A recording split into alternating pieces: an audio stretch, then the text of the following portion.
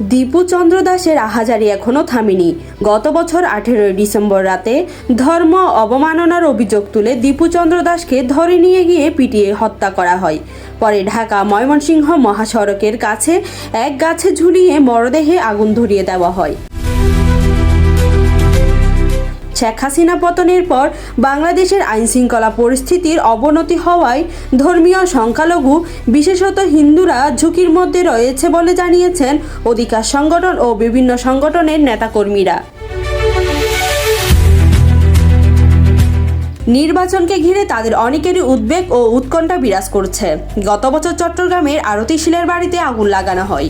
জ্বলতে থাকা আগুনে টিনের ঘরের ভিতরে ছিলেন পরিবারের সদস্যরা। তবে সবাই নিরাপদে বের হতে সক্ষম হয়। কয়েক মিনিটের মধ্যে সবকিছু পুড়ে ছাই হয়ে যায়। কারা এই আগুন লাগিয়েছে তা নিশ্চিত নয়। তবে স্থানীয় হিন্দুদের বাড়িতে একই ধরনের হামলা হয়েছে জানিয়ে উদ্বেগ জানিয়েছে সুশীল সমাজের প্রতিনিধিরা। যেই কারণটা কোনো কারণে জায়েজ করা যাবে না, জাস্টিফাইড না। কারণগুলো কেন করবে? আমার জানমালে নিরাপত্তা দেওয়ার দায়িত্ব আমার দেশের সরকারের, আমার রাষ্ট্রযন্ত্রের, আমার প্রশাসনের, দিন শেষে রাজনৈতিক দলগুলোর। নভেম্বরে ঢাকা রমনার সেন্ট মেরিজ ক্যাথিড্রাল ও মোহাম্মদপুরের সেন্ট জোসেফ প্রাঙ্গণে বোমার বিস্ফোরণ হয়। এরপর খ্রিস্টান ধর্মাবলম্বীরা নিরাপত্তার অভাব বোধ করছে। এক ভক্ত জানালেন, আমি মনে হয় না বাসা থেকে বেরোবো। এখন আমাদের বাসা থেকে বের হওয়া, যেমন ক্রিসমাসের পরে মনে হয় আমি কয়েকদিন জাস্ট মুভ টুভ করেছি, প্রকাশ্যে তো বের হওয়াটা খুবই ভয়াবহ। আইনজীবী সারা হোসেন বলেন, সংখ্যালঘু সম্প্রদায়ের মধ্যে আতঙ্ক বেড়ে চলেছে। এবারে নির্বাচনে প্রধান রাজনৈতিক দলগুলো সংখ্যালঘু ভোটারদের মনোযোগ আকর্ষণের চেষ্টা করছে। দেওয়াটা গুরুত্বপূর্ণ।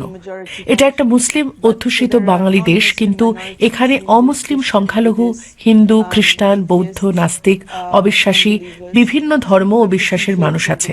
আমার কাছে মনে হয় যে বিষয়টির প্রতি সবচেয়ে মনোযোগ দেওয়া জরুরি তা হলো যারা আক্রান্ত হচ্ছেন এবং ভয়ভীতি প্রদর্শনের কারণে যারা আতঙ্কে রয়েছেন এবং নিরাপত্তার অভাব বোধ করছেন তাদের সমস্যার সমাধান করা।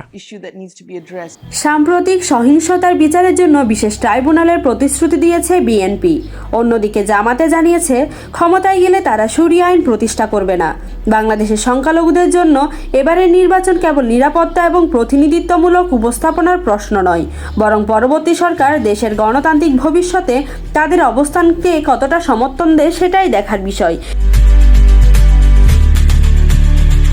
News desk, Hindus news.